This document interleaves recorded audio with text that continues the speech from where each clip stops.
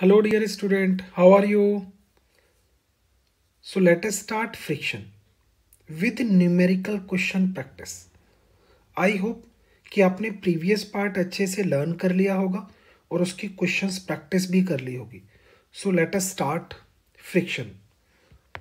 Friction daily life में बहुत commonly use होता है. सो दिस वन फ्रिक्शन कैसा फोर्स है, क्या है फ्रिक्शन, वो हम लोग समझते हैं. तो it is a non conservative electromagnetic force. तो अगर आप इसका नेचर देखें तो नॉन कंजर्वेटिव इलेक्ट्रोमैग्नेटिक है, which is oppose the relative motion between two contact surface. Please noted it. Which is oppose the relative motion, not a motion, between two contact surface. It is a horizontal component of a contact force. आप ये भी कह सकते हो कि ये क्या है, तो ये horizontal component of contact force है. अभी हम लोग कॉन्टैक्ट फोर्स डिस्कस करेंगे. अब ये किसकी वजह से प्रोड्यूस होता है, क्या है कॉन्टैक्ट सरफेस की में जैसी बॉडी आती हैं तो एक फ्रिक्शन सेटअप होता है, वो हम देखते हैं अभी बॉडी के सरफेस को. तो अगर आप माइक्रोस्कोपिकली देखो तो बॉडी का जो सरफेस है वो हमें कुछ ऐसा नजर आता है, रफ सरफेस. अब जब रफ सरफेस है तो किसी बॉडी को अनदर बॉडी के अबव रखते हैं तो कुछ ऐसी होती है. अब जैसे आप इसको प्लेस करते हैं तो इसके बीच में ना इंटरलॉकिंग हो जाती है. मतलब ये जो गैप आपको नजर आ रहा है ये एक दूसरे में हैंग होते हुए नजर आते हैं, फंसते हुए नजर आते हैं. तो उसी को हम अगर माइक्रोस्कोपिकली ऑब्जर्व करें तो all surface has minute irregularities. Due to irregularities contact surface are interlocked. तो जो माइन्यूट इरेगुलरिटीज हैं, कई बार जो हमें दिखाई नहीं देती हैं, उनकी वजह से इंटरलॉकिंग हो जाती है.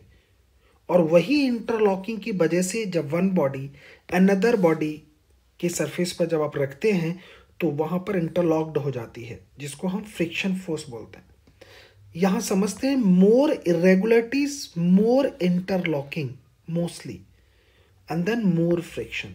जितनी ज़्यादा इरेगुलरिटीज होती हैं उतना ज़्यादा इंटरलॉकिंग होती है, और जितनी ज़्यादा इंटरलॉकिंग होगी उतना ज़्यादा फ्रिक्शन फोर्स होगा.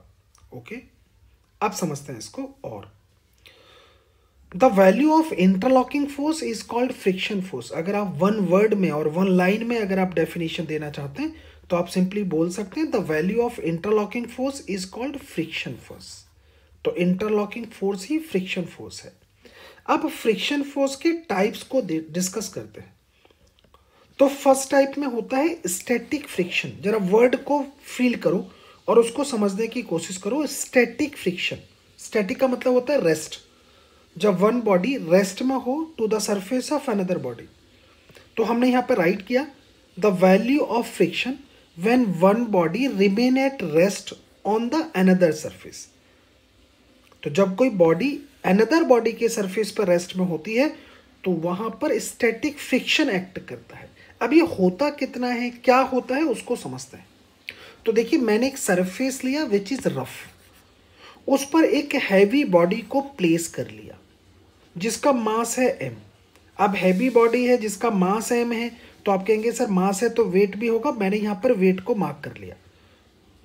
अब क्योंकि हैवी बॉडी है, बहुत ज्यादा हैवी बॉडी, लाइक एज अलमरा, और बहुत हैवी बॉडी. अब वहां पर मैंने एक फोर्स अप्लाई करना स्टार्ट किया, that's P, that's a external force.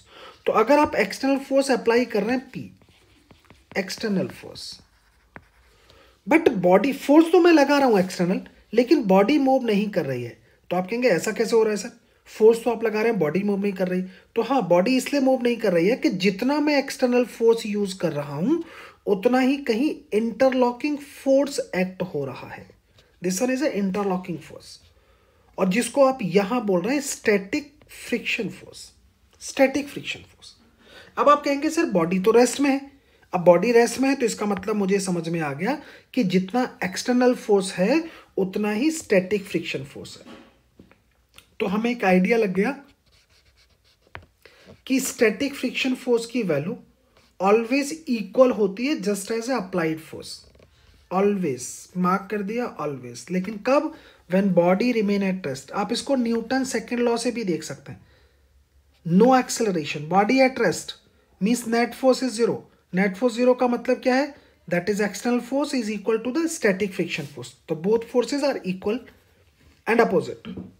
अब अगर आप रेंज देखना चाहें, range of the static friction force, तो रेंज होती है like is this one, 0 to mu s R. This one is a limiting friction force. तो इसके बीच में कहीं रेंज हमारी लाई करती है। डन। अगर आप पी को बढ़ाते भी चले जाएंगे तो बॉडी मूव नहीं करेगी। इसका मतलब जैसे जैसे आप पी को मतलब एक्सटर्नल फोर्स को इंक्रीज कर रहे हैं, वैसे वैसे स्टैटिक फ्रिक्शन फोर्स की वैल्यू इंक्रीज कर रही है। मुझे यहाँ पे समझ में आ गया कि static friction force and normal reaction. Normal reaction कौन सा? क्योंकि वेट है, अब वेट की वजह से इस बॉडी ने ग्राउंड पर एक्शन किया होगा, तो ग्राउंड ने इस पर रिएक्शन किया, जिसको हमने यहाँ पर राइट कर लिया, this one is R, normal reaction. तो स्टैटिक फ्रिक्शन फोर्स और नॉर्मल रिएक्शन का अगर आप नेचर देखेंगे तो इसका नेचर होता है सेल्फ एडजस्टिव फोर्स। तो हमने यहाँ पर राइट कर दिया सेल्फ एडजस्टिव फोर्स। डन। चलो अब एक अनदर फोर्स की बातें, अनदर फ्रिक्शन फोर्स की बातें करते हैं। उसको बोलते हैं limiting friction force. Limiting friction force, देखिए नेम से आइडिया लग रहा है लिमिट है। किसकी लिमिट है? Upper limit of a static friction force. So this one is a limiting friction force means upper limit or maximum value of static friction force when body just tends to move over the surface of another body। ये limiting friction force तब use होता है जब body just tends to move करती है over the surface of another body। और static friction कब use होता था? जब body remain at rest हो। ये ध्यान रखना है आपको। अगर body remain at rest है तो static friction, body just tends to move है तो लिमिटिंग फ्रिक्शन। देखिए मोशन में नहीं है but it's ready to move. तो जहां पर रेडी टू मूव की कंडीशन होती है वहां लिमिटिंग फ्रिक्शन वर्ड यूज होता है। अब इस पे वर्क कर लेते हैं फिर से मैंने एक रफ सरफेस लिया लाइक इज दिस वन, उस पर एक बॉडी को प्लेस कर दिया जिसका मास है m। मास है तो वेट है, वेट है, वेट कितना है mg। तो इसने एक्शन किया होगा ऑन द अर्थ सरफेस। अब तो अर्थ सरफेस ने एक रिएक्शन दिया होगा। So like is this one is a normal reaction. हमेशा जो एक्शन और रिएक्शंस होते हैं they always act to the normal of the surface. तो ये हमें पता है। अब मैंने क्या किया जी, पहले हम कितना फोर्स लगा रहे थे, एक बार चेक करो। एक्सटर्नल फोर्स यहाँ कितना लगा रहे थे? P।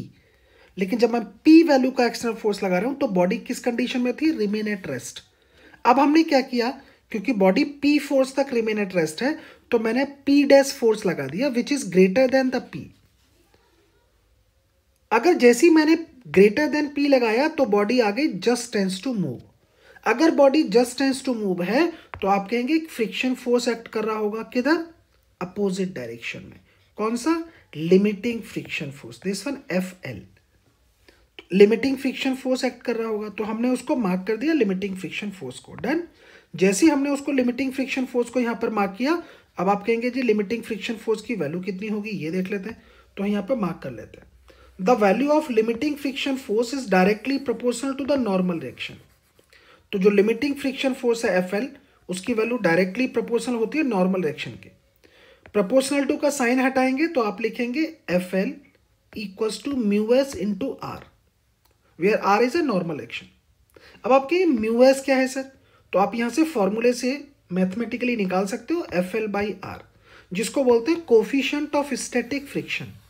Coefficient of static friction. अब इसकी यूनिट कैसी होती है? तो ये यूनिटलेस है, क्योंकि लिमिटिंग फ्रिक्शन फोर्स भी फोर्स है और नॉर्मल रिएक्शन भी फोर्स है। तो फोर्स को फोर्स से डिवाइड कर रहे हैं आप, क्योंकि इसका भी न्यूटन और ये भी न्यूटन, तो यूनिट हो गई यूनिटलेस।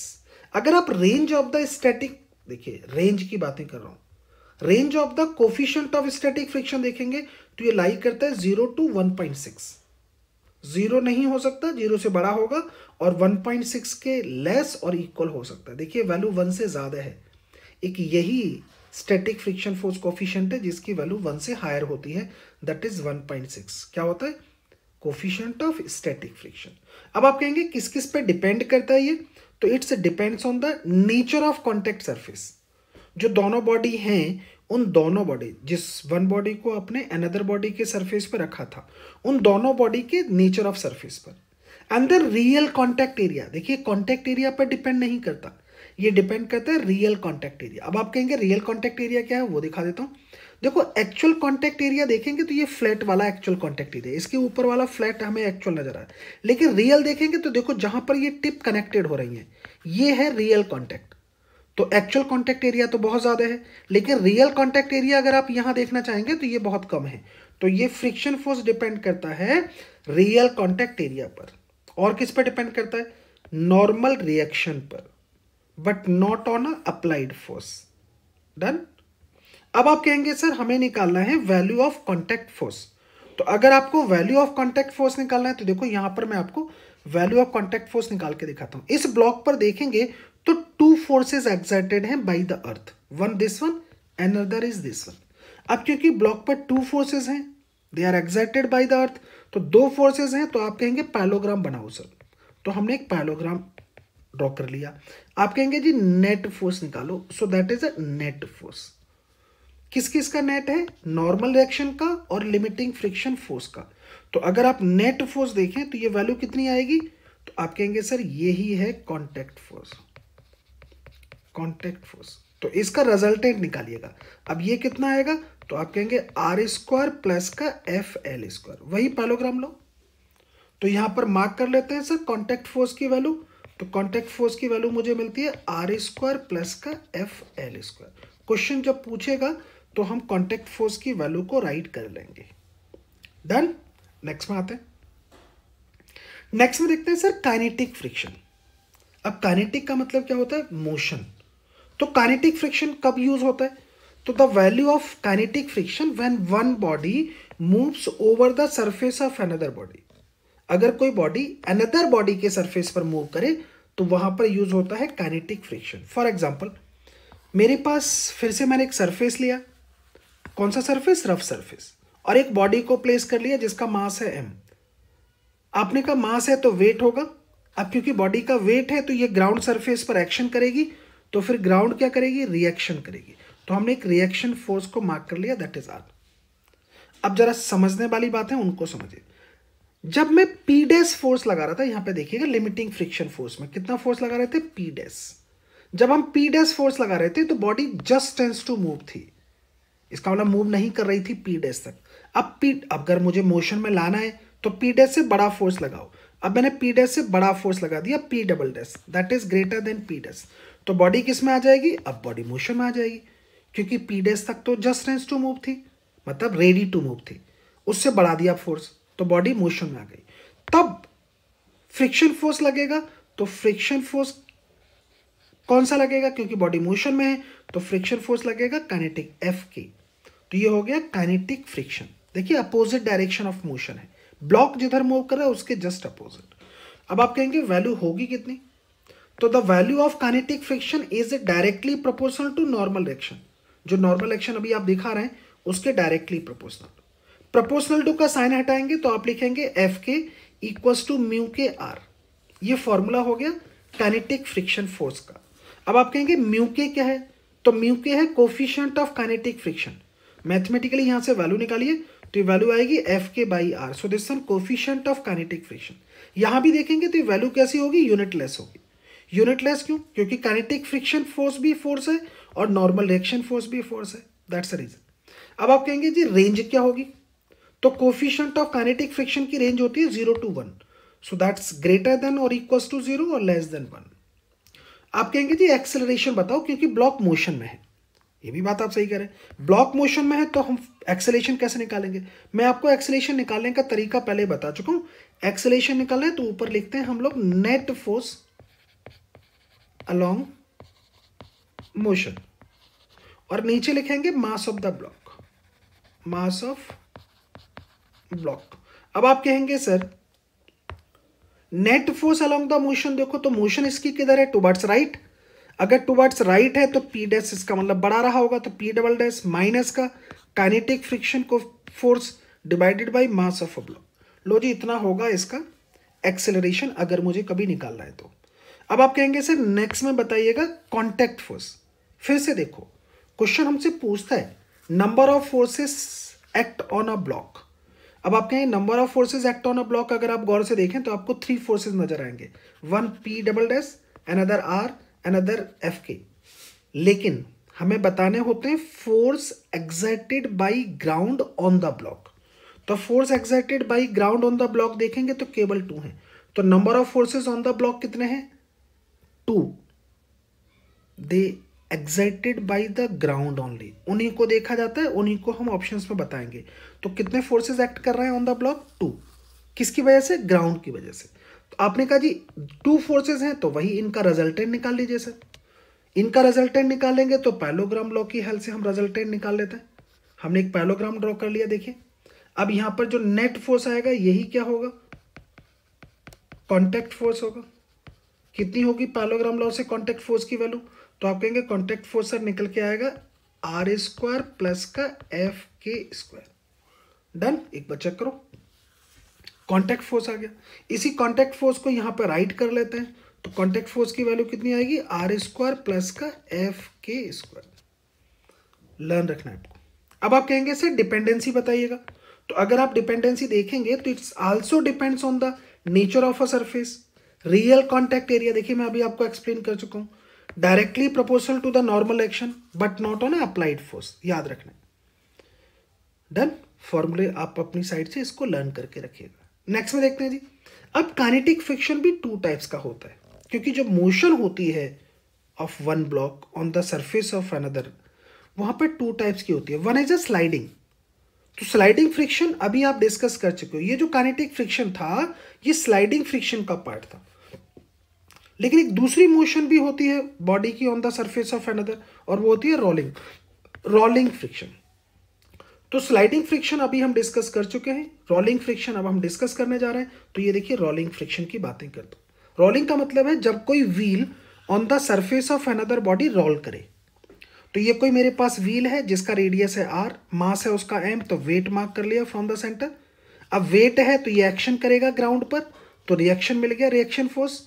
अब आपने कहा जी इसके पास 2 टाइप्स की मोशन है, this one is a translational motion and this one is a rotational motion.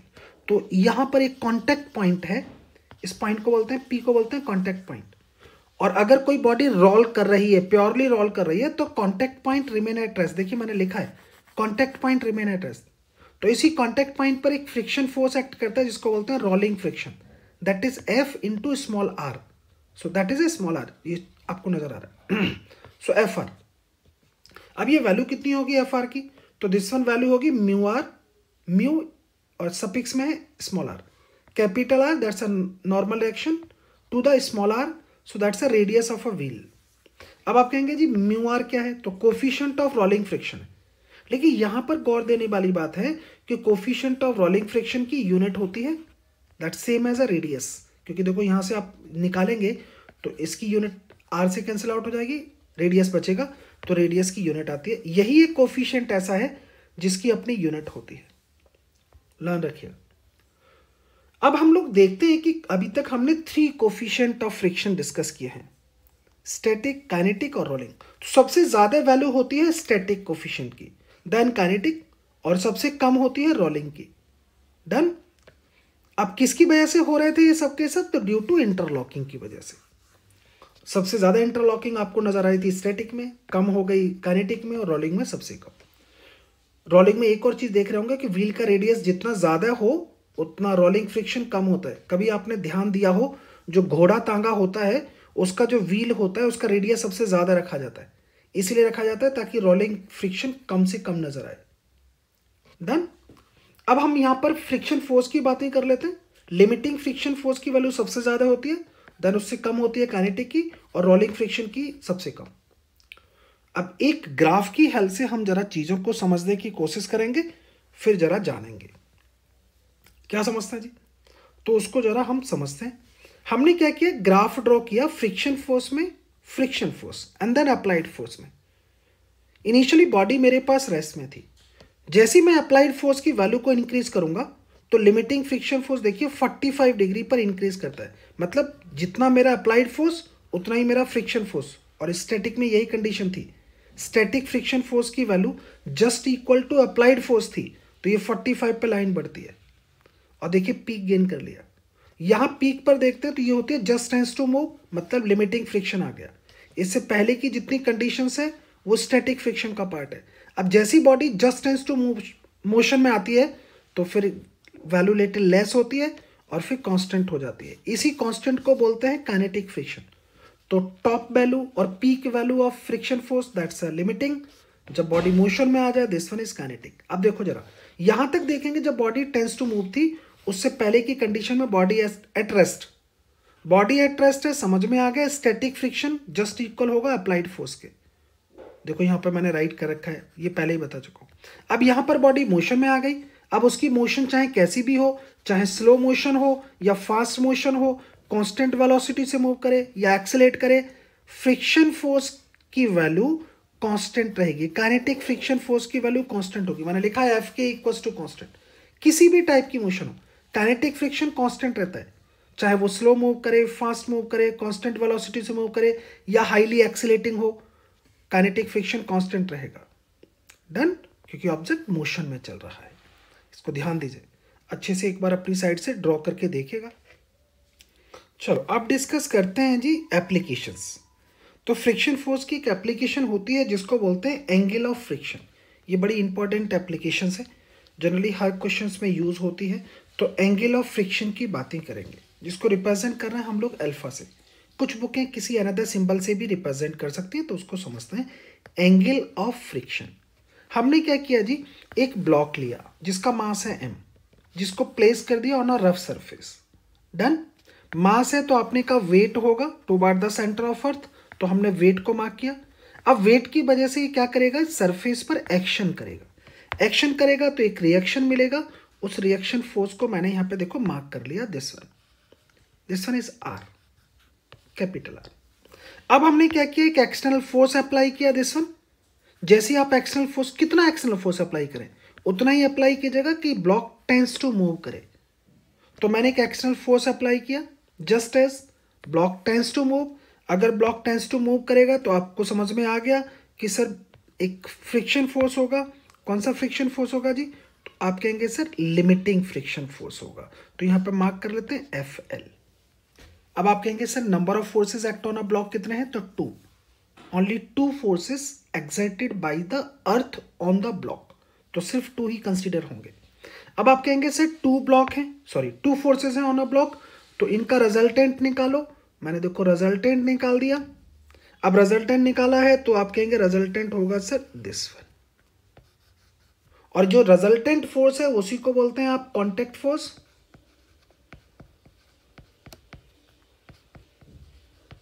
Contact force की वैल्यू देखेंगे तो सेम है पैरेललोग्राम लॉ से, आर स्क्वायर प्लस का एफ एल स्क्वायर। ये जो कांटेक्ट फोर्स है, ये कांटेक्ट फोर्स नॉर्मल रिएक्शन से जितना एंगल बनाएगा उस एंगल को बोलते हैं फ्रिक्शन फोर्स। लिख लेते हैं, it is the angle between the contact force and normal reaction.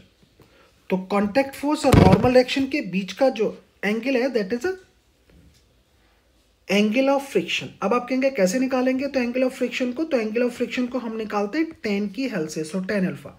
Ten alpha क्या होगा, तो टेन अल्फा होगा परपेंडिकुलर। देखिए पैरेललोग्राम है, so this one equals to this one, तो एफ एल हो गया अपॉन बेस। तो बेस क्या होगा, that's this one, that is R. तो मुझे टेन अल्फा पता चल गया एफ एल बाई आर। अब यहां से आप friction angle easily tan alpha की वैल्यू हमने फाइंड आउट कर ली। आप चाहें तो अल्फा निकाल सकते हैं, तो अल्फा कितना आएगा, tan inverse that is F L by R. आप इसको ऐसे लिख सकते थे। डन। अब आप कहेंगे कांटेक्ट फोर्स कितना होगा, देखो कांटेक्ट फोर्स मैं ऊपर लिख चुका हूं आपके लिए। तो कांटेक्ट फोर्स की वैल्यू आ रही है आर स्क्वायर प्लस का F L square. So this one is a contact force. Done. तो हमने कांटेक्ट फोर्स भी निकाल दिया और एंगल ऑफ फ्रिक्शन भी फाइंड आउट कर दिया। एक अनदर इंपॉर्टेंट की बातें करते हैं, उसको देखते हैं। अनदर इंपॉर्टेंट है जी repose angle. It's a repose angle. अब रिपोज एंगल देखते हैं जी। रिपोज एंगल क्या होता है, रिपोज एंगल होता है जी maximum angle of incline plane at which body just tends to slide. Just tends to slide. तो maximum angle of incline plane body just tends to slide, ये मैक्सिमम एंगल जब ये body just tends to slide करे। देखिए अगर ये angle कम होगा तो ये जस्ट टेंड्स टू स्लाइड नहीं करेगी, रेस्ट में रहेगी, रिमेन एट रेस्ट। ज्यादा एंगल कर दोगे तो स्लाइड करनी चालू कर देगी। तो हमें वो एंगल रखना है इंक्लाइन प्लेन का, इसको बोलते हैं इंक्लाइन प्लेन को, वो एंगल रखना है जब body just tends to move करे, उस समय की बातें करते हैं। तो चलो करते हैं यार। मैंने ब्लॉक को रख लिया ऑन अ सरफेस और एंगल मार्क कर लिया this one at which body just tends to slide. तो आपने कहा वेट है, मास है, तो वेट होगा दैट इज mg। किधर होगा weight? Towards the centre of earth. अब आप कहेंगे जी इस वेट को रिजॉल्व करो, तो देखो मैंने this one is a rough, mark कर लेते हैं सर रफ सरफेस। अब आपने कहा जी इसको रिजॉल्व करेंगे तो एक नॉर्मल ड्रॉ कर लेते हैं, normal of the incline plane. आप कहेंगे जैसे ही नॉर्मल ड्रॉ करेंगे तो ज्योमेट्री बोलती है this one is a same angle beta.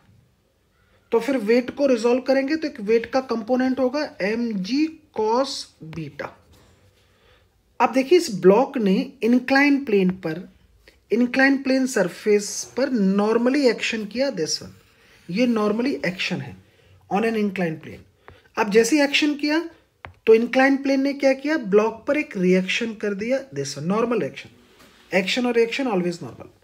अब वेट का एक अनदर कंपोनेंट जाएगा दिस वन, आपने कहा ये कितना होगा, so this one mg sine beta. Weight को हमने दो कंपोनेंट्स में रिजॉल्व कर दिया, डन। अब आप बातें क्या कर रहे हैं, आप कह रहे हैं जस्ट टेंड्स टू स्लाइड, तो आपको समझ में आ गया कौन सा फ्रिक्शन होगा, तो हमें पता चल गया जी फ्रिक्शन फोर्स होगा लिमिटिंग, किधर लगेगा, स्लाइडिंग के just opposite, so this one is a limiting friction. अब देखो जस्ट टेंड्स टू मूव है, आप कह रहे हैं जस्ट टेंड्स टू मूव है, इसका मतलब ब्लॉक अभी मोशन में नहीं आया है, जस्ट टेंड्स टू मूव है, इसका मतलब अभी इक्विलिब्रियम की कंडीशन है।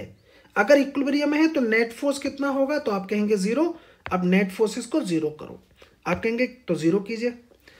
हमने क्या किया जी, net force along the incline plane zero करो, तो आप कहेंगे जी कितना आएगा, आप कहेंगे FL माइनस का mg sine beta along the incline plane that is zero, तो FL की वैल्यू मिल जाती है this one mg sine beta.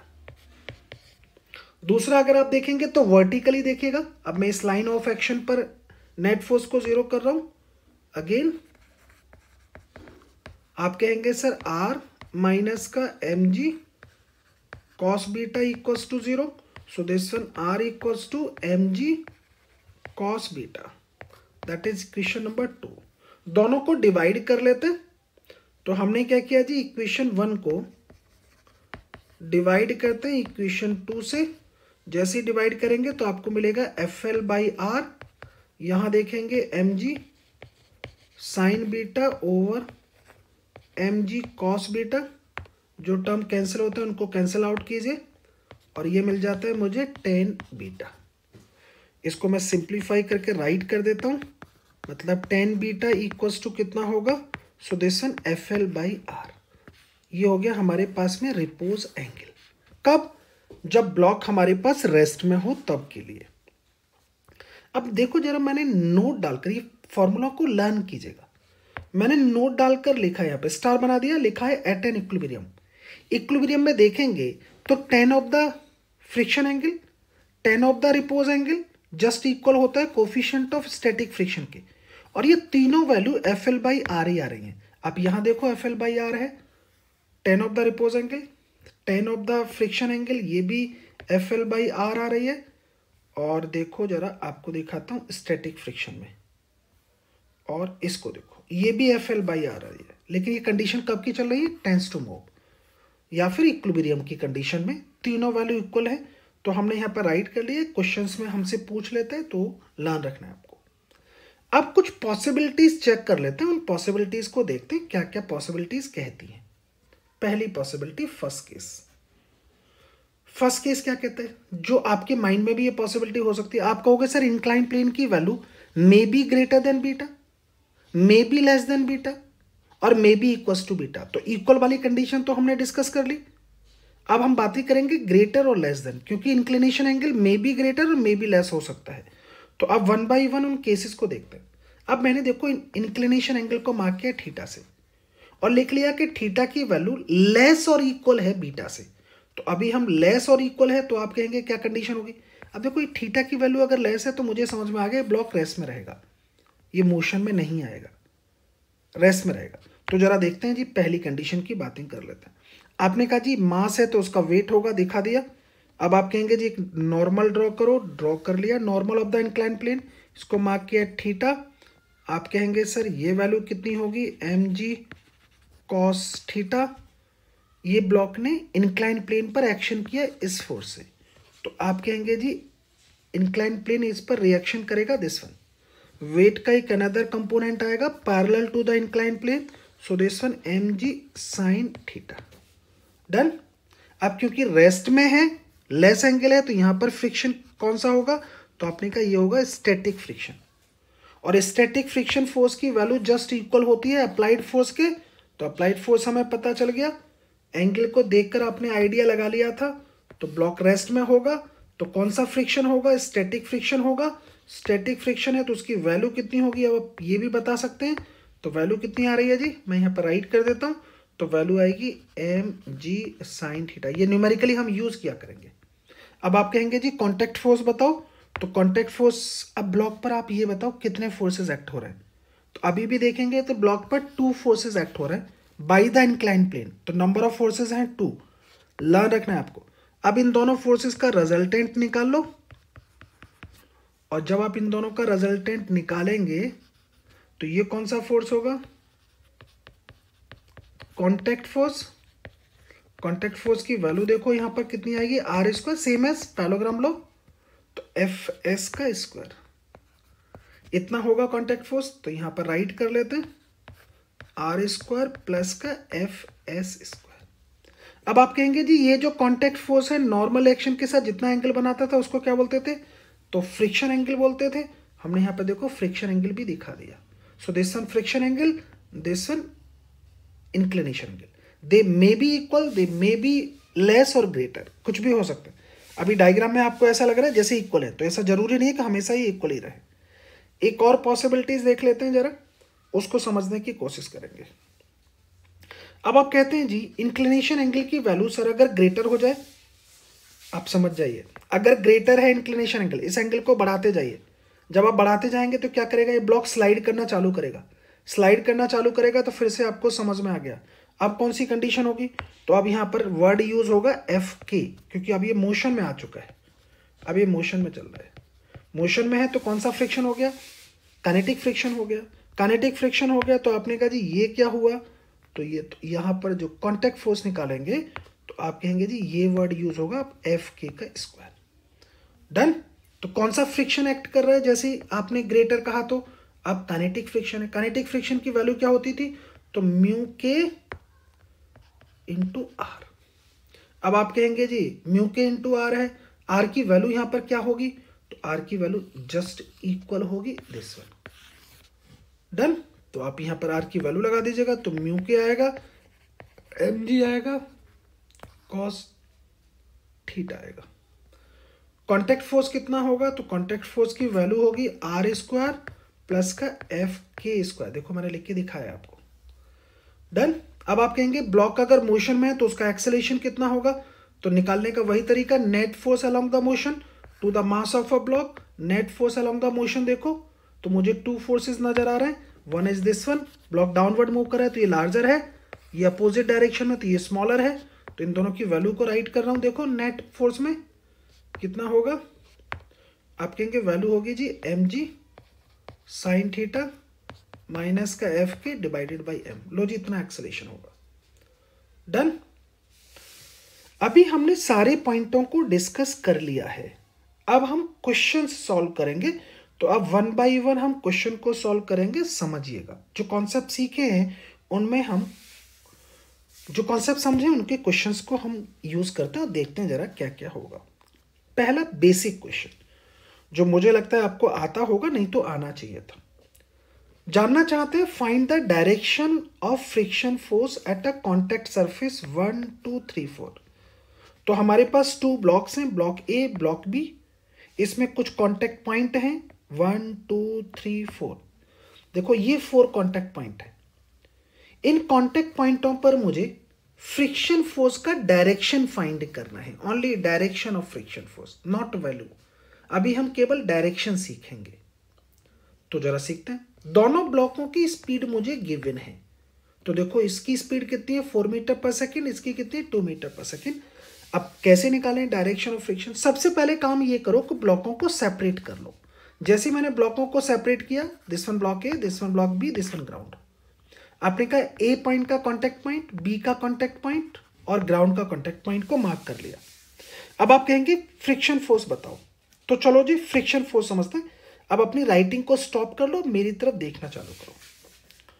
सबसे पहले तो दोनों ब्लॉकों में देखो कि कौन फास्ट मूव कर रहा है। तो मुझे समझ में आ गया ए ब्लॉक फास्टर मूव कर रहा है। कितने से? 4 मीटर पर सेकेंड से। तो ए ब्लॉक क्या चाहेगा? ए ब्लॉक चाहेगा कि बी ब्लॉक को अपने साथ लेके चलो। ये इनका नेचर होता है, जैसे दो फ्रेंडों का नेचर होता है। दो अच्छे फ्रेंडों का मतलब अच्छा नेचर होता है कि वो हमेशा अपने साथ रखना चाहते हैं। दो अच्छे फ्रेंड हमेशा एक दूसरे को अपने साथ रखना चाहते हैं, चाहे वो जैसे भी हो। यही इन दोनों ब्लॉकों का नेचर होता है, same as a two friends. तो ये भी दो फ्रेंड ही है। अब आपने कहा ये फास्ट मूव कर रहा है, ये स्लो मूव कर रहा है, तो फास्ट वाला क्या करेगा? फास्ट वाला स्लो वाले से कहेगा भैया तुम मेरे साथ चलो। तो ये है friction force on block B due to A. Note कीजिएगा। अब ए वाला ब्लॉक फास्टर है तो बी क्या चाहेगा? बी चाहेगा भैया तुम रुके रहो हमारे साथ, ताकि हम दोनों साथ साथ रहे। तो ये फ्रिक्शन फोर्स है on A due to B. ये दोनों डायरेक्शन वाइज अपोजिट हैं बट मैग्नीट्यूड वाइज इक्वल होंगे। अब थर्ड पॉइंट पर आ जाओ। थर्ड को और ग्राउंड को देखो। आप कहोगे जी ग्राउंड तो रेस्ट में है, लेकिन जो बी ब्लॉक है वो 2 मीटर पर सेकेंड से मूव कर रहा है, तो 3 पॉइंट मूव कर रहा है, 4 पॉइंट रेस्ट में है। तो 3 पॉइंट कहेगा 4 से भैया तुम भी हमारे साथ चलो। ऐसा ही होता है जब भी हम कहीं जाते हैं अपने फ्रेंड से बोलते हैं तुम भी हमारे साथ चलो। तो देखो ये फ्रिक्शन फोर्स है ग्राउंड पर बाई ब्लॉक बी। लेकिन ग्राउंड क्या कहेगी? ग्राउंड कहेगी भैया तुम भी रुके रहो हमारे साथ। यही तो फ्रेंड का नेचर था। तो ये फ्रिक्शन फोर्स है on block B due to ground. ये देखो मैंने डायरेक्शन ऑफ फ्रिक्शन को शो करा दिया। ऐसे ही आप डायरेक्शन को समझा करेंगे दो फ्रेंडों की हेल्प से। That's a best example for you. तो प्लीज अगर आपको अच्छा लगा है तो कमेंट्स करके बताइएगा, हमें भी अप्रिशिएट किया करिए। हम आपके लिए इतना वर्क करते हैं, तो प्लीज़ आपकी एक मोरल ड्यूटी बनती है, क्योंकि आप स्टूडेंट हैं, तो प्लीज़ आप हमें भी मोटिवेट करें। हम उस प्रेम को, उस प्यार को, उस अटैचमेंट को रिवर्ट करें on the basis of a comments, on the basis of a liking, on the basis of a subscription. तो प्लीज़ ये आपकी मोरल ड्यूटी बनती है। तो चलो अब मैं आपको ये मैंने डायरेक्शन आपको समझा दिया, अब कुछ और समझाता हूँ, उनको ज़रा समझते हैं, कुछ क्वेश्चंस को और देखते हैं।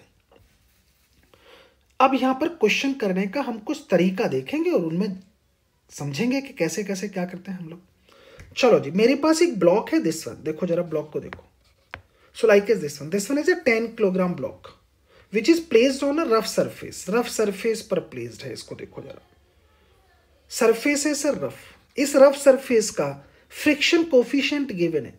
So this one static friction coefficient 0.3, this one mu k, so kinetic friction coefficient that is 0.25.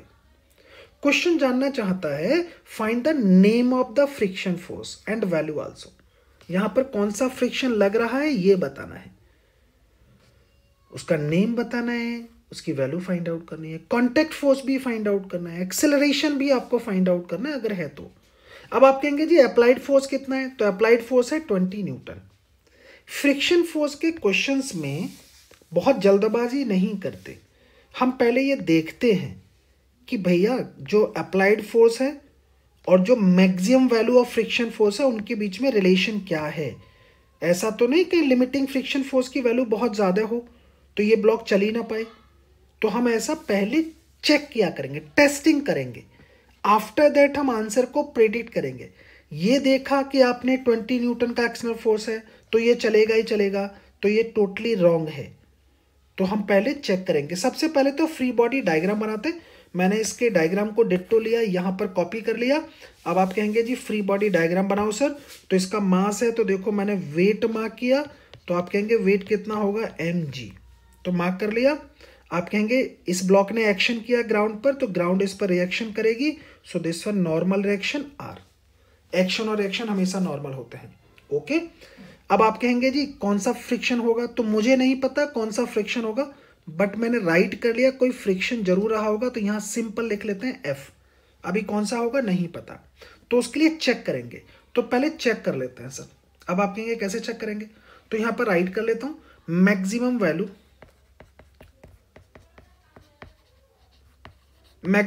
Of friction, maximum value of frictional force आपने कहा कौन सी होती है, लिमिटिंग। तो क्या लिखते थे इसको, म्यू एस इंटू आर। आपने कहा जी यहां पर म्यू एस की वैल्यू कितनी है, तो म्यू एस की वैल्यू क्वेश्चन में गिवन है, सो दैट इज 0.3। आर की वैल्यू आपके पास है, that is this one, so this one is 100। जी की वैल्यू लगा दो तो ये वैल्यू आ गई 30 न्यूटन। देखो लिमिटिंग फ्रिक्शन फोर्स कितना है, 30 न्यूटन, जबकि अप्लाइड फोर्स कितना है, तो आपने कहा अप्लाइड फोर्स तो 20 न्यूटन ही है सर। तो क्या ये ब्लॉक मूव करेगा, तो नहीं कर सकता सर ये ब्लॉक। तो हमें समझ में आ गया, यहां पे लिखेंगे ब्लॉक एट रेस्ट, ये ब्लॉक रेस्ट में रहेगा। अगर ब्लॉक रेस्ट में है तो फ्रिक्शन फोर्स कौन सा होगा, तो आपने कहा जी फ्रिक्शन फोर्स होगा स्टैटिक, तो स्टैटिक फ्रिक्शन फोर्स होगा, स्टैटिक फ्रिक्शन फोर्स होगा।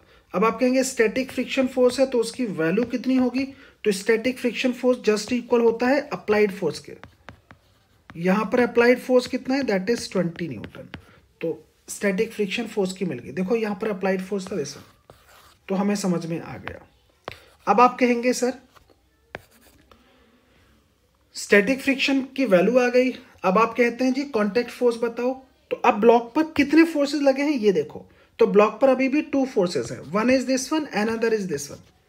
These are the forces exerted by the ground on the block, only 2, not more than 2। तो इन दोनों का रिजल्टेंट निकालो। आप कहेंगे सर इन दोनों का रिजल्टेंट निकालेंगे तो वो क्या मिलेगा, कांटेक्ट फोर्स मिलेगा। So this one is a contact force.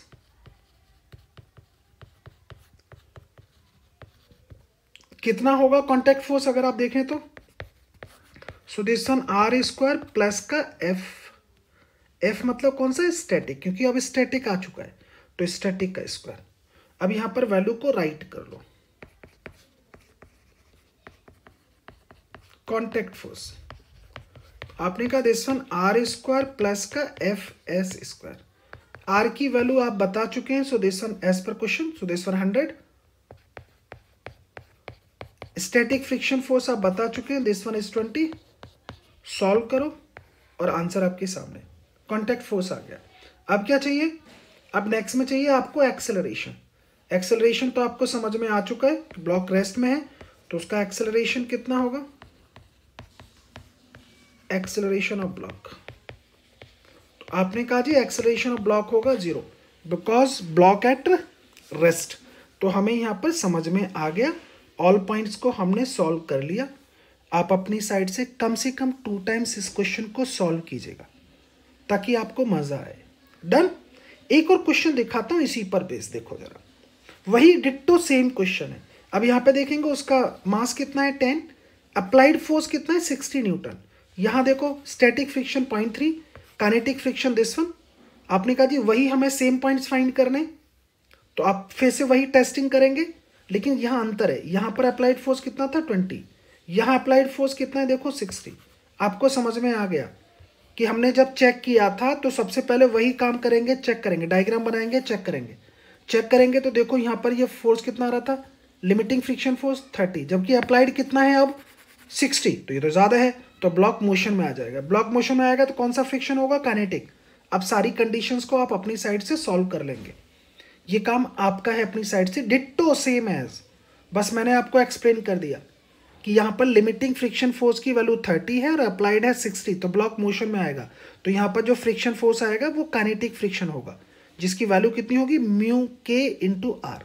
अपने आप निकालिएगा, ऑल पॉइंट्स को निकालिए, यहाँ पर एक्सेलरेशन को भी निकालिएगा। एक्सेलरेशन आप अपनी साइड से अपने आप निकालेंगे और ये पॉइंट आप अपने आप सॉल्व करेंगे। डन। आई होप कि ये क्वेश्चंस आपने सॉल्व कर लिया होगा या कर लेंगे। तो फिर मैं नेक्स्ट क्वेश्चन की तरफ चलता हूं और एक अनदर क्वेश्चन को डिस्कस करते हैं जो फैंटास्टिक क्वेश्चन है, इट्स फॉर यू।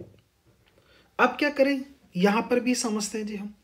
हम कहते हैं जी हमारे पास में एक ब्लॉक है like is this one 5 kg का, विच is placed on a rough surface. Rough surface का स्टैटिक फ्रिक्शन कोफिशिएंट और काइनेटिक हमें गिवन है, अप्लाइड फोर्स गिवन है that is 50 Newton, which one makes an angle 53 degree from the vertical. अब आप कहेंगे क्या क्या निकाल रहे हैं, तो वही same as value of friction force, पहले name of the friction force, value of friction force, contact force, acceleration, ये सारी कंडीशन। तो आप कहेंगे चेक करना पड़ेगा जी, फ्रिक्शन फोर्स है तो सबसे पहले तो टेस्टिंग जरूरी है, बिना टेस्टिंग के क्वेश्चन फ्रिक्शन फोर्स के नहीं होते। तो चलो जी टेस्टिंग करते हैं। सबसे पहले तो फ्री बॉडी डायग्राम बनाते हैं। आपने कहा जी इसका मास है तो वेट होगा, मार्क कर लेते हैं। So this one is 5G, 5G मतलब 50 न्यूटन।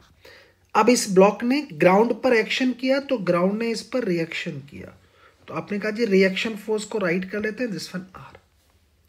डन। अब आप कहेंगे जी जो अप्लाइड फोर्स है 50 न्यूटन, इसके कंपोनेंट्स को स्प्लिट करो। तो यहां पे देखो मैं इसको कंपोनेंट्स में स्प्लिट करता हूं। एक यहां पर F का डायरेक्शन देखो किधर है, इनवर्ड। अगर इनवर्ड है तो F का कंपोनेंट जाएगा F मतलब 50 cos 53। cos 53 की वैल्यू होती है 3/5, तो ये आ गया 30 न्यूटन।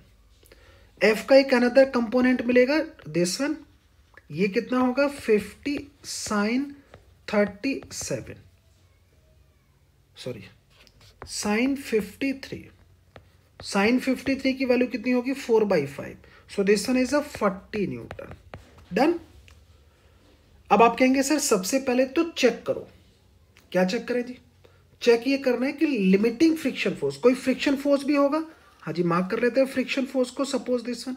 कौन सा फ्रिक्शन फोर्स होगा मुझे नहीं पता, इसलिए सिंपल F लिखा। अब लिखते हैं maximum value, maximum value of friction force क्या होगी जी, आपने कहा जी लिमिटिंग होगी मैक्सिमम वैल्यू। तो कितना होता था μs इंटू आर। आप कहेंगे μs की वैल्यू कितनी है, तो क्वेश्चन में गिवन है दिस वन 0.3। अब आप कहेंगे आर बताओ सर, तो पहले आप आर को देखो, ये बॉडी वर्टिकली इक्विलिब्रियम में है। अगर ये वर्टिकली इक्विलिब्रियम में है तो आप कहेंगे यहां से आर की वैल्यू निकालो। तो आर की वैल्यू जब आप निकालेंगे तो देखो कितना लिखेंगे, आर माइनस का 40 माइनस का 50, दिस वन इक्वल टू 0, तो आर की वैल्यू आ गई 90 न्यूटन। डन। अब आर की वैल्यू मेरे पास में आ चुकी है, तो यहां पर आर को 90 से मल्टीप्लाई कर दो। आपने कहा वैल्यू कितनी आ गई, तो ये वैल्यू आ गई 27 न्यूटन। ये लिमिटिंग है। अब आप कहेंगे जी 27 है, जबकि एक्स ये किधर है लिमिटिंग, नेगेटिव एक्स एक्सिस में। अब आपने कहा जी एक्स एक्सिस में कितना फोर्स लग रहा है 30, तो 30 वाला तो बड़ा है, तो आपने कहा 30 न्यूटन फोर्स ज्यादा है। इसका मतलब ये ब्लॉक किस कंडीशन में रहेगा, हमें समझ में आ गया, ब्लॉक मोशन में होगा। तो यहां पर मार्क कर लेते हैं block in motion.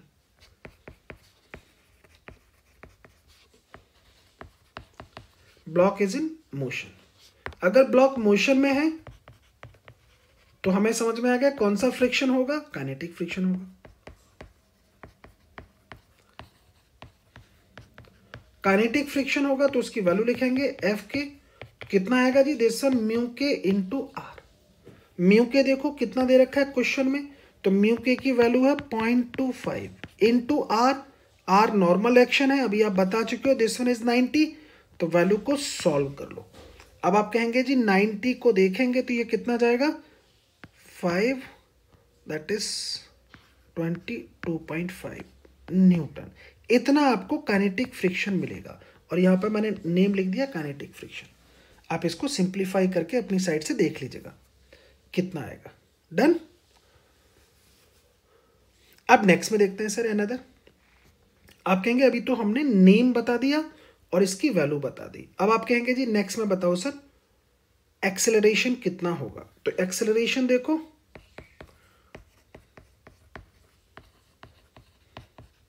Acceleration of block कैसे निकालते हैं एक्सेलरेशन, तो ऊपर लिखते हैं नेट फोर्स अलोंग मोशन, नीचे लिखेंगे mass of the block.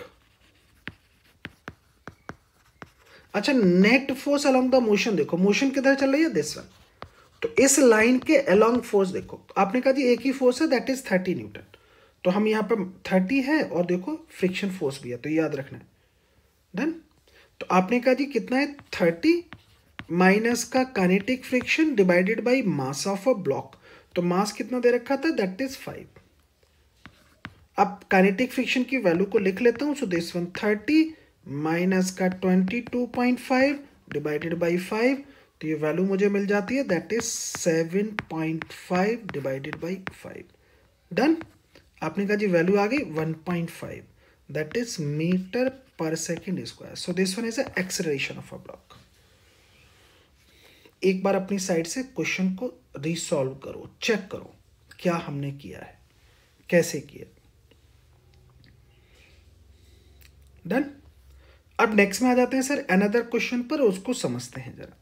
Next question क्या कहते हैं. नेक्स्ट क्वेश्चन कहते हैं मेरे पास में एक ब्लॉक है, लाइक इज 5 kg का block which is placed on a rough surface. So coefficient of static friction, kinetic friction is this one, and this one is a applied force 50 Newton of an angle 37 degree from the horizontal. वही points हमें find करने हैं. क्या क्या? Name of the friction force, value of the friction force, contact force and then acceleration. तो मैंने इस diagram को लिया, डिट्टो कॉपी कर लिया. अब आप कहेंगे जी फोर्सेस को दिखाओ, मतलब FVD बनाओ. तो मैं फ्री बॉडी डायग्राम आपको ड्रॉ करके दिखाता हूँ. आपने कहा मास है तो वेट होगा, this one 5G means 50 Newton. अब इस ब्लॉक ने एक्शन किया ऑन द ग्राउंड, तो ग्राउंड क्या करेगी, रिएक्शन करेगी. सो this one is R. Done. अब आप क्या बोलते हैं जी, अप्लाइड फोर्स है 50 न्यूटन, तो इसको स्प्लिट करो. इसका एक कंपोनेंट जाएगा, दिस वन देखो आउटवर्ड है तो आउटवर्ड डायरेक्शन दिखा रहा हूँ. सो दिस वन 50 cos 37. cos 37 की वैल्यू होती है 4/5. So this one 40 Newton. एक फोर्स का कंपोनेंट जाएगा दिस वन, आपने कहा जी कितना होगा 50 sin 37. sin 37 होता है 3/5. सो this one is a 30 Newton. Done. अब आप कहेंगे एक फ्रिक्शन फोर्स होगा अपोजिट डायरेक्शन ऑफ मोशन. कौन सा फ्रिक्शन होगा हमें नहीं पता, अभी सिंपली राइट कर लिया. मैंने फ्री बॉडी डायग्राम ड्रॉ कर दिया. अब आप क्या कहते हैं सर, सबसे पहला काम तो ये है कि R निकालो सर. तो R निकालोगे तो इक्विलिब्रियम में है अलोंग द y एक्सिस, तो नेट फोर्स को 0 करो. आप कहेंगे R आएगा प्लस 30 आएगा माइनस का 50 होगा, दिस वन इक्वल्स टू 0. तो R की वैल्यू अगर आप देखेंगे तो 20 न्यूटन आ गया. अब मैं निकालूंगा maximum value of friction force.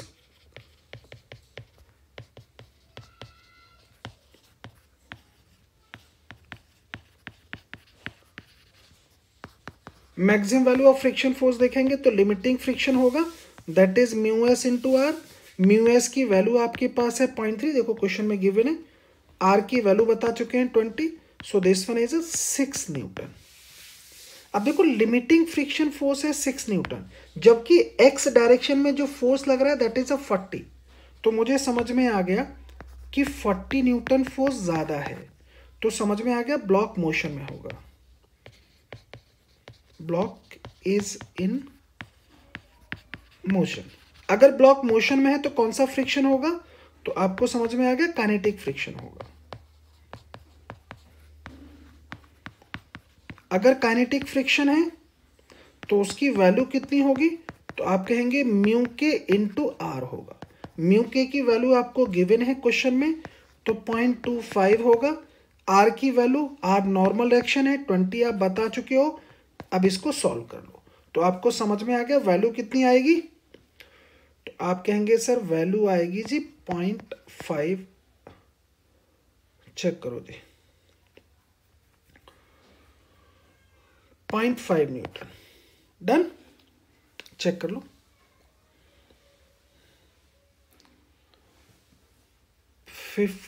तो 0.5 नहीं 5 Newton. So like is this. अब आप कहेंगे सर नेक्स्ट में आते हैं. अब आप कहेंगे एक्सेलरेशन बताओ या कांटेक्ट फोर्स. अगर आप कांटेक्ट फोर्स देखेंगे तो फिर से वही आर स्क्वायर प्लस का एफ के स्क्वायर.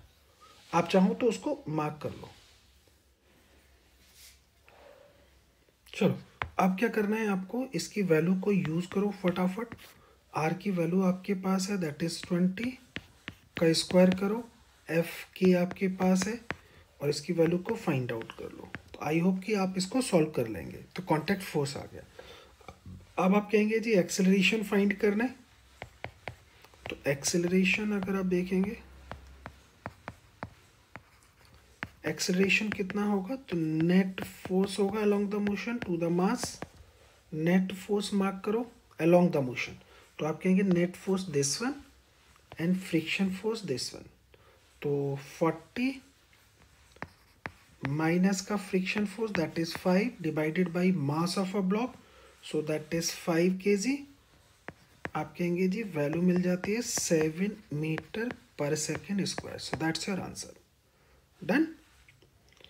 अब क्वेश्चन को अपनी साइड से आप रीप्रैक्टिस कीजिएगा ताकि आपको समझ में आए, बिना प्रैक्टिस के समझ में नहीं आता। और मज़ा आ रहा है तो प्लीज़ उसको कमेंट्स करके बताइएगा कि आपको मज़ा आ रहा है। नेक्स्ट में देखते हैं। अब एक अनदर और डिफरेंट टाइप की प्रॉब्लम्स को देखते हैं। यहाँ अगर आप देखेंगे तो मेरे पास एक ब्लॉक है जिसका मास है 5 kg, रफ सरफेस पर प्लेस्ड है, जिसका स्टैटिक फ्रिक्शन कोफिशिएंट और काइनेटिक गिवन है, एफ की वैल्यू गिवन है 50 न्यूटन। मुझे फाइंड करना है value of the friction force, name of the friction force, and then contact force, and then acceleration of a block. तो मैंने डिट्टो डायग्राम को यहाँ ड्रॉ कर लिया, फ्री बॉडी डायग्राम ड्रॉ करते हैं, उसको देखते हैं।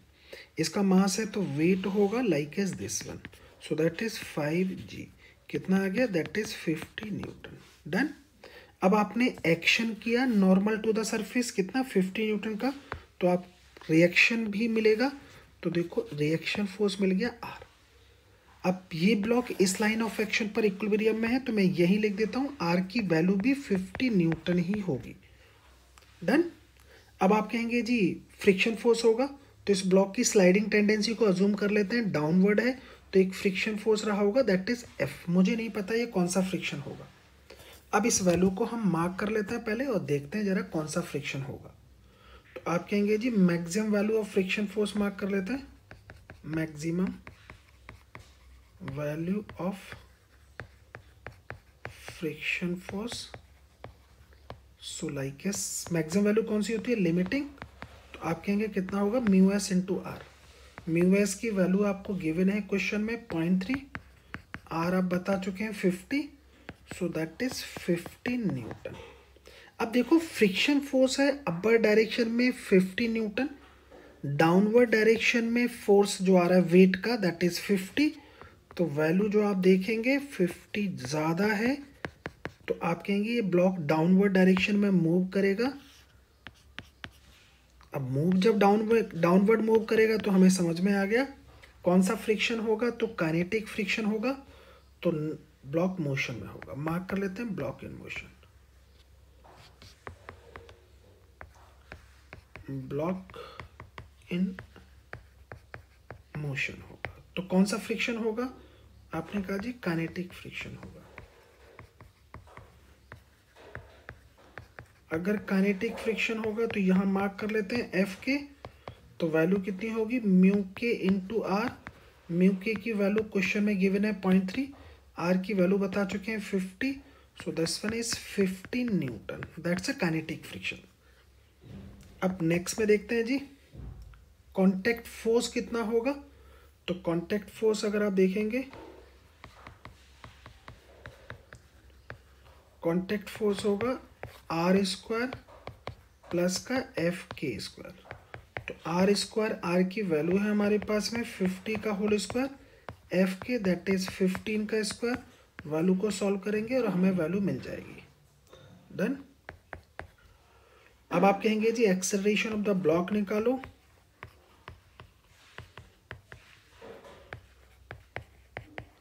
एक्सेलरेशन ऑफ जो ब्लॉक होगा that is net force along the motion divided by mass of block. अब net force along the motion, देखो मोशन किधर है, डाउनवर्ड, तो आपने कहा एक तो फोर्स है दिस वन, अनदर है काइनेटिक फ्रिक्शन दिस वन, तो इन दोनों को मार्क करेंगे। आप कहेंगे वैल्यू आएगी जी 50 माइनस का F K divided by mass, so that is 5। तो एफ के की वैल्यू आप बता चुके हैं, दिस वन 5, तो वैल्यू आ गई 7 metre per second square. So this one acceleration of a block, it's your answer. अपनी साइड से सॉल्व करो एटलीस्ट 2 टाइम्स। जब आप अपनी साइड से सॉल्व करेंगे तो फिर आपको मज़ा आएगा। डन। नेक्स्ट में आ जाते हैं अनदर क्वेश्चन पर और अनदर क्वेश्चन को समझते हैं। यहाँ देखेंगे तो हमारे पास फिर से एक ब्लॉक है of mass 5 kg। This one is applied force 100 newton of an angle 37 degree which is placed on a rough surface, so like is this one. अब आप कहेंगे फ्री बॉडी डायग्राम बनाओ और फाइंड आउट करेंगे name of the friction force, value of friction force, contact force and then acceleration. तो आप कहेंगे जी forces को मार्क कर लेते हैं। मास है तो वेट होगा, so like is this one mg, so that is 5g। 5g का मतलब 50 न्यूटन आएगा। अब आप कहेंगे जी फोर्स को स्प्लिट कर लो, तो फोर्स को जब आप स्प्लिट करेंगे तो एक फोर्स का कंपोनेंट, डायरेक्शन देखो जरा, एरो इनवर्ड है तो इनवर्ड रहेगा, कितना आएगा 100 cos 37। 37 का मतलब होता है, cos 37 का मतलब होता है 4/5, तो 4/5 मतलब हमें समझ में आ गया ये वैल्यू कितनी होगी 100 × 4/5। तो यहाँ पर अगर आप देखेंगे तो वैल्यू आ गई आपके पास में 80 न्यूटन। एक अनदर कंपोनेंट आपको मिलेगा फोर्स का, लाइक इज दिस वन, और ये कितना होगा 100 sin 37। sin 37 कितना होता है 3/5। 3/5 का मतलब ये हो गया 60 न्यूटन। तो जब ये एक्शन करेगा 60 न्यूटन से नॉर्मली, तो एक रिएक्शन फोर्स मिलेगा like is this one, that is R, और इसकी वैल्यू भी कितनी होगी 60 न्यूटन ही होगी। अब आप कहेंगे एक फ्रिक्शन फोर्स मार्क कर लेते हैं। कौन सा फ्रिक्शन फोर्स होगा हमें नहीं पता, तो मार्क कर लिया एफ। अब वैल्यू को चेक करेंगे कि वैल्यू कितनी आती है। डन। तो यहाँ पर चेक कर लेते हैं maximum value of friction force, so that is FL कितना होगा mu S into R. Mu S की वैल्यू मार्क कर लेते हैं, that is 0.3 and then R देखेंगे, दिस वन इज 60, तो वैल्यू आ गई 80 न्यूटन। अब देखो जरा अपर डायरेक्शन में जो हमने फोर्स दिखाया, दिस वन निकल के आ रहा है 18, अगर मैं इसको लिमिटिंग ट्रीट करूँ तो। दूसरा अपर डायरेक्शन में फोर्स लगा हुआ है 80 और डाउनवर्ड में कितना लगा हुआ है तो 50। आपने कहा इसका मतलब अपर डायरेक्शन में जो फोर्स लग रहा है, अब मैं जरा उसको दिखाता हूँ। सो दिस वन 80 और दूसरा अगर आप देखेंगे तो दिस वन इज 80, ये ज़्यादा है, 80 ज़्यादा है, तो फ्रिक्शन फोर्स इसका मतलब अपवर्ड नहीं रहेगा, तो फ्रिक्शन फोर्स किधर आ जाएगा डाउनवर्ड, क्योंकि ये स्लाइड करेगा डाउनवर्ड डायरेक्शन में। तो पहले तो हमने फ्रिक्शन फोर्स को डाउनवर्ड दिखा दिया। सो दिस वन, अभी ये नहीं बता रहे कौन सा है, बट वैल्यू आ रही है 80, अभी भी ज़्यादा है। अगर मैं यहाँ देखूँ 50 और डाउनवर्ड में अजूम कर लूँ 80, 18, इसको 18 अजूम कर लूँ, तब भी मेरे पास समझ में आ रहा है कि एक्सटर्नल फोर्स ज़्यादा है, मतलब ये ब्लॉक अपवर्ड डायरेक्शन मूव करेगा। मुझे समझ में आ गया ये मूव करेगा अपवर्ड। डन। अगर ये अपवर्ड मूव करेगा तो आप, मैं इसको थोड़ा क्लियर बना देता हूँ।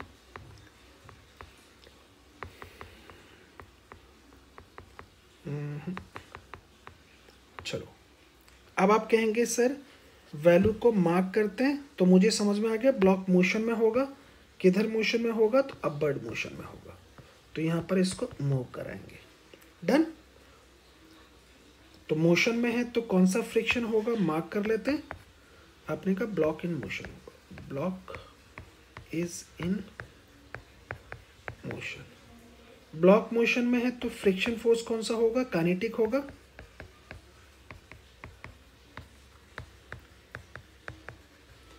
काइनेटिक फ्रिक्शन फोर्स होगा तो लिखेंगे F के वैल्यू कितनी होगी mu K into R.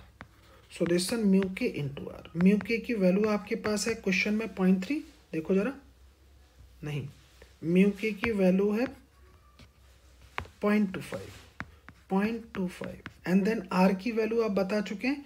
So this one is 60। अब इसको सॉल्व कर लीजिए तो मुझे वैल्यू पता चल जाती है, कितना आएगा जी। So this one is 50 newton. Done. अब आप कहेंगे जी एक्सेलरेशन, पहले कांटेक्ट फोर्स निकाल लेते हैं। कांटेक्ट फोर्स जो आएगा वो वैल्यू होगी R² प्लस का F के स्क्वायर। तो R की वैल्यू लगाइएगा, आर कितना आ रहा था, दिस वन 60 का स्क्वायर प्लस एफ के दिस वन 15 का स्क्वायर। सॉल्व करेंगे, वैल्यू आ जाएगी। अब आप कहेंगे सर एक्सेलरेशन निकालिएगा, तो अगर आप एक्सेलरेशन देखना चाहते हैं तो ऊपर लिखेंगे net force divided by mass along the motion. Net force देखो अलोंग द मोशन कितना आ रहा है, तो 80 माइनस का देखो दिस वन 50 और माइनस में फ्रिक्शन फोर्स कौन सा, kinetic. So this one divided by mass of a block, mass देखो ब्लॉक का दैट इज 5। वैल्यू देखेंगे तो कितना आएगा, तो आप कहेंगे वैल्यू आएगी sir this sir is 15/5 that is 3 metre per second square. So this one acceleration of a block हमें मिल जाता है। डन। बट अपनी साइड से एटलीस्ट 2 टाइम्स इसको सॉल्व करो, तब जाकर कहीं आपको मिलेगा। एक अनदर क्वेश्चन दिखाता हूं आपको, ये भी फैंटास्टिक क्वेश्चन, उसको समझते हैं जरा। अपनी साइड से कम 2 to 3 टाइम्स इसको सॉल्व करो क्वेश्चंस को। एक बार स्क्रीन देख ली, स्क्रीन को पॉज करो, फिर आप क्वेश्चन को सॉल्व करो बाई बॉल पेन, ताकि आपको समझ में आए। अब देखो मेरे पास एक रफ इंक्लाइन प्लेन है लाइक एज दिस वन, जिसकी रफनेस गिवन है। अब आप कहेंगे अभी तक तो म्यू एस और म्यू के आपको सेपरेट देते हैं, यहाँ सिंपल म्यू है, इसका मतलब स्टैटिक फ्रिक्शन भी यही है और काइनेटिक फ्रिक्शन भी यही है। इंक्लिनेशन एंगल गिवन है दिस वन, ब्लॉक का मास दे रखा है दिस वन। आप कहेंगे एक्सेलरेशन बताना है, अपवर्ड इसका कितना होगा।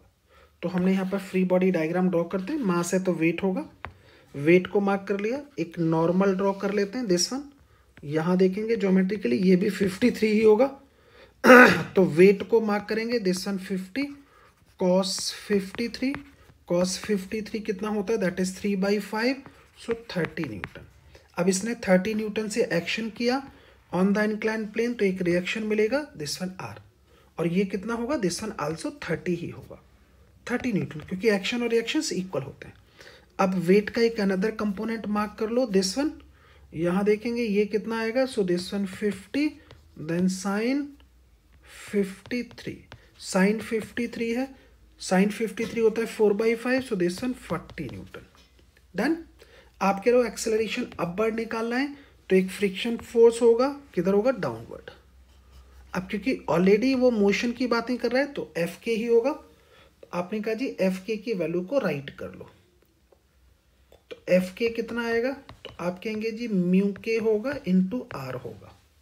डन। आप चाहें तो म्यू के आर के टर्म्स में लिख लो, ताकि आपके माइंड में एक आइडिया रहे। और ये वैल्यू कितनी आएगी, सो दिस वन म्यू के, मैं एज इट ही लिख रहा हूँ ताकि एक फॉर्मूला दे सकता हूँ।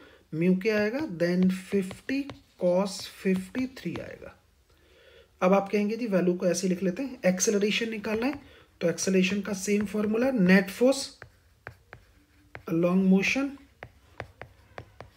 Divided by mass of the block. Net force along the motion अगर आप देखेंगे तो आपने कहा जी देखो मोशन किधर चल रही है, अपवर्ड, लेकिन दोनों फोर्सेस किधर लगे हुए हैं, डाउनवर्ड। तो आपने कहा जी फोर्सेस को मार्क करेंगे, तो आप लिखेंगे जी 50 साइन 53 प्लस का म्यू के 50 cos 53 डिवाइडेड बाय 50। तो देखो मुझे एक फॉर्मूला मिलता है, ए की वैल्यू मिलती है साइन 53 प्लस का म्यू के cos 53। डन। इतना होगा, लेकिन ये अपोजिट डायरेक्शन में है, तो हम यहाँ पर आप कह सकते हैं कि नेगेटिव साइन लगा लेते हैं, क्योंकि मोशन ये जो फोर्सेस आ रहे हैं ये अपोजिट डायरेक्शन में चल रहे थे, तो आप यहाँ पर माइनस साइन शो कर सकते हैं। अब मैं इसका एक फॉर्मूला आपको, इसकी वैल्यू को आप सॉल्व कर लीजिएगा और आपको पता चल जाएगा। मैं इसी को लिख के दे देता हूँ। अगर अपवर्ड इंक्लाइन प्लेन पर होता तो जो भी एंगल होता उसको लिखते, देन म्यू के लिखते और कॉस थीटा लिख लेते। ये हम जनरल फार्मूला यूज़ करते थे, इसको आप जनरली भी यूज़ कर सकते हैं। बाकी आपने वैल्यू को फाइंड आउट कर लिया, इसकी वैल्यू आप लगाएंगे, मैं इसको लिख के दिखा देता हूँ। तो आप कहते हैं ये कितना आएगा, 4/5 प्लस का mu K that is 0.4 as पर क्वेश्चन। तो यहाँ देखेंगे वैल्यू होगी 3/5। अब इसको सॉल्व कर लेना, आंसर आपके सामने होगा, लेकिन इसको लर्न रखिएगा क्योंकि डायरेक्ट आप यूज़ किया करेंगे। इसी पर बेस्ड एक अनदर क्वेश्चन है, इसको देख लेते हैं। ये वो क्वेश्चंस हैं जो आपके कॉन्सेप्ट को थोड़ा सा स्ट्रेंथिंग देंगे। अगर आपको मज़ा आया है और लग रहा है कि टीचर ने मेहनत की है तो उसको बाई कमेंट्स बताइएगा, प्लीज़ लाइक कीजिएगा। आपको लगता है कि नहीं टीचर आपके साथ मेहनत करते हैं तो उनको अप्रिशिएशन इन्हीं चीज़ों से मिलता है, by liking, by comments, by subscribing. और तो कुछ आप दे नहीं सकते, तो एटलीस्ट हम ये तो दे ही सकते हैं एज अ स्टूडेंट, क्योंकि कुछ हमने सीखा है तो रिवर्ट करना हमारा काम बनता है। चलो अब आप कहेंगे एक ब्लॉक है मेरे पास which is placed on a rough incline plane, उसकी रफनेस गिवन है, एंगल मुझे गिवन है, डाउनवर्ड एक्सेलेरेशन मुझे फाइंड करना है डाउनवर्ड। तो आप कहेंगे जी पहले तो मास है तो वेट मार्क कर लीजिए, सो दिस वन 5g। एक नॉर्मल ड्रॉ कीजिएगा, normal of the incline plane, तो आप कहेंगे दिस वन आल्सो 53। यहाँ एक कंपोनेंट मिलेगा mg, मतलब मैं डायरेक्ट लिख देता हूँ 50 cos 53। डन। यहाँ देखेंगे वेट का एक अनदर कंपोनेंट मिलेगा, सो दिस वन 50 sin 53। आप कहेंगे डाउनवर्ड मोशन है तो फ्रिक्शन फोर्स किधर होगा, अपवर्ड होगा। कौन सा फ्रिक्शन होगा, काइनेटिक होगा, क्योंकि मोशन है। डन। अब आप कहते हैं जी आर की वैल्यू, यहाँ पर आर लिख लेते हैं। आर कितना होगा, तो आर सेम होगा एज अ एक्शन, तो आर की वैल्यू को मैं राइट कर देता हूँ। So R this one equal to होगा 50 देन cos 53। अब आप कहेंगे जी एक्सेलेरेशन निकालिएगा, एक्सेलेरेशन निकालेंगे तो ऊपर लिखेंगे नेट फोर्स अलोंग मोशन, यहां मार्क करेंगे मास of block. Net force along the motion देखेंगे तो लिखेंगे 50 sin 53 माइनस का लिखेंगे F K divided by mass, so that is 5। Done. यहां मास है तो आपको 5 लिखना पड़ेगा। यहाँ g की वैल्यू मार्क करेंगे g, और यहाँ भी आपके साथ g आएगा, ध्यान रखिएगा। यहाँ पर आपका 10 आएगा, तो प्लीज़ उसको नोट कर लीजिएगा, है ना। वो आपसे मिसप्लेस हुआ है क्योंकि मास उसका m होगा ना कि mg। यहाँ देखते हैं जी, यहाँ मार्क करेंगे सर, तो इस वैल्यू को लिखेंगे 50 देन साइन 53, इसको लिखेंगे म्यू के देन cos 53, यहाँ पूरा लिखेंगे ना। सो this one 50 cos 53 divided by देखेंगे तो आप कहेंगे जी 5। मार्क करेंगे तो ये वैल्यू बचेगी आपके पास कितना, साइन 53 माइनस का म्यू के cos 53 इंटू जी मतलब 10। अब मैं इसके फॉर्मूले को लिख देता हूँ साइड में, ताकि हम जनरली यूज़ क्या करेंगे, तो जी को फ्रंट में लिखता हूँ, साइन थीटा जो भी एंगल हो माइनस का म्यू के देन कॉस थीटा। इस फॉर्मूले को डायरेक्ट लर्न रखिएगा ताकि हम इसको यूज़ कर पाएँ, और क्वेश्चंस में हम यूज़ करते हैं। इस वैल्यू को आप चाहें तो सॉल्व कर सकते हैं। सो दिस वन साइन 53 मतलब 4/5 माइनस का 0.4 इंटू 3/5 इंटू 10, सॉल्व कीजिएगा अपनी साइड से, और ये मिलेगा आपको acceleration of a block. I hope कि आपको मज़ा आया होगा, और बहुत सारे क्वेश्चंस मैंने आपके साथ में प्रैक्टिस कराए हैं। कमिंग क्लास में फिर मिलते हैं आपके साथ में कुछ और क्वेश्चंस के साथ में, तो बहुत फ्रीक्वेंटली हम आपके साथ मिलते रहते हैं। आज के लिए thank you for your support, for your kind support. So thank you very